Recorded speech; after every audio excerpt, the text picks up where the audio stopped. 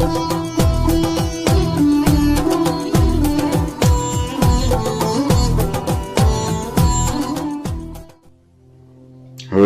ओम्।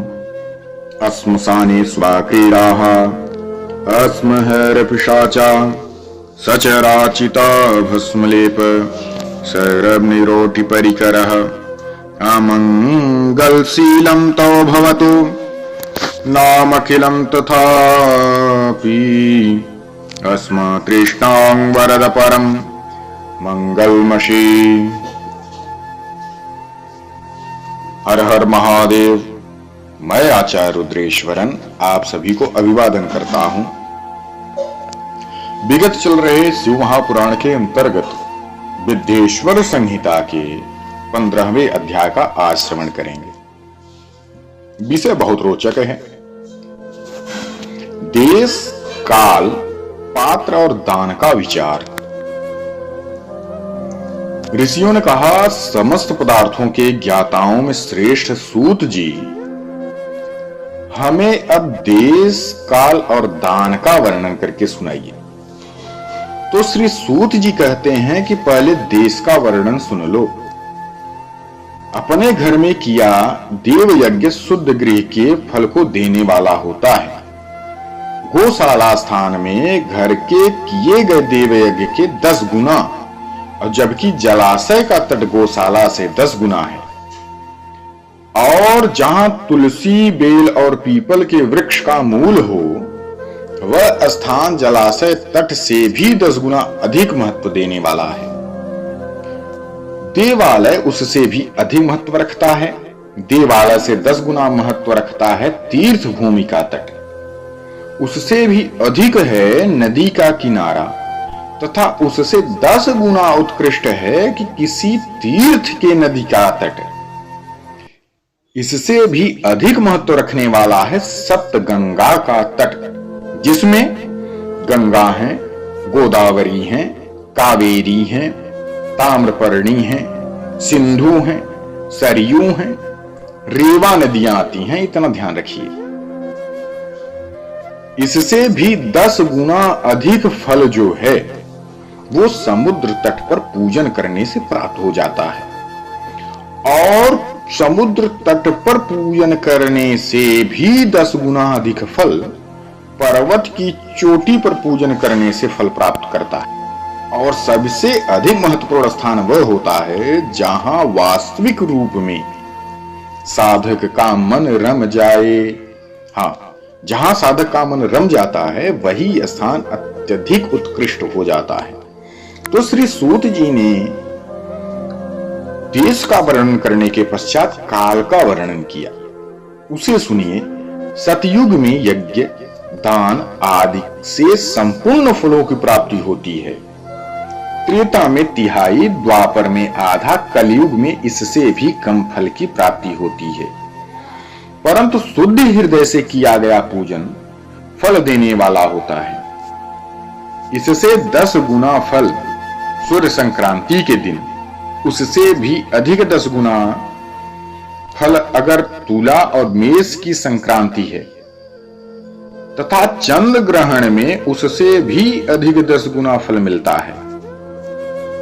सूर्य ग्रहण में उससे भी अधिक 10 गुना अधिक फल आपको प्राप्त हो जाता है। महापुरुषों के साथ में वही काल करोड़ों सूर्य ग्रहण के समय पावन हो जाता है, ऐसा महापुरुष ज्ञानी मानते हैं। तो काल का वर्णन करने के पश्चात सूत जी ने पात्र का वर्णन किया। तपोनिष्ठ योगी और ज्ञाननिष्ठ योगी पूजा के पात्र होते हैं, क्योंकि ये पाप के नाश के कारण होते हैं। जिस ब्राह्मण ने 24 लाख गायत्री का जाप कर लिया हो, वह भी पूजा का पात्र कहलाता है। वह संपूर्ण काल और भोग का दाता है। गायत्री के जाप से शुद्ध हुआ ब्राह्मण परम पवित्र हो जाता है। इसलिए दान, जप, होम और पूजा सभी कर्मों के लिए वही शुद्ध पात्र कहलाता है। स्त्री या पुरुष जो भी भूखा हो, वही अन्नदान का पात्र है। जिसे जिस वस्तु की इच्छा हो उसे वह वस्तु यदि बिना मांगे दे दी जाए तो दाता को उस दान का पूरा फल मिल जाता है, और याचना करने के बाद यदि दिया गया हो तो आधा फल ही प्राप्त होता है। सेवक को दिया गया दान चौथाई फल देने वाला होता है। दीन ब्राह्मण को दिए गए धन का दान दाता को इस भूतल पर 10 वर्ष तक भोग प्रदान करता है। वेद वेत्ता को दान देने पर वह स्वर्ग लोक में देवताओं के वर्ष से 10 वर्ष तक दिव्य भोग भोगने वाला हो जाता है, और गुरु दक्षिणा में प्राप्त धन शुद्ध द्रव्य कहलाता है। इसका दान संपूर्ण फल देने वाला होता है। क्षत्रियों का शौर्य से कमाया हुआ, वैश्य का व्यापार से कमाया हुआ और शूद्र का सेवा वृत्ति से प्राप्त किया गया धन उत्तम द्रव्य कहलाता है। अब पात्र का वर्णन करने के बाद श्री सूत जी महाराज ने दान का वर्णन किया कि किन वस्तुओं का दान करना पुण्यदायक होता है, पुष्टिदायक होता है। तो कहा कि गौ, भूमि, तिल, स्वर्ण, घी, वस्त्र, धान्य, गुड़, चांदी, नमक, कोहड़ा और कन्या, यह 12 वस्तुओं का दान करना चाहिए। गोदान से सभी पापों का निवारण हो जाता है और पुष्टि कर्मों की पुष्टि हो जाती है। भूमि का दान परलोक में आश्रय देने वाला होता है, जबकि तिल का दान बल देने वाला होता है तथा मृत्यु का निवारक हो जाता है। स्वर्ण का दान वीर्यदायक और घी का दान पुष्टिकारक होता है। वस्त्र का दान आयु की वृद्धि करता है। धान्य का दान करने से अन्न और धन की वृद्धि होती है।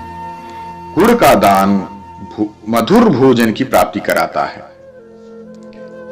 चांदी के दान से वीर्य की वृद्धि होती है। नमक के दान से सडरस भोजन की प्राप्ति होती है। कोहड़ा अथवा कुष्मांड, इसका दान करने से पुष्टिदायक माना जाता है। कन्या का दान आजीवन भोग देने वाला होता है।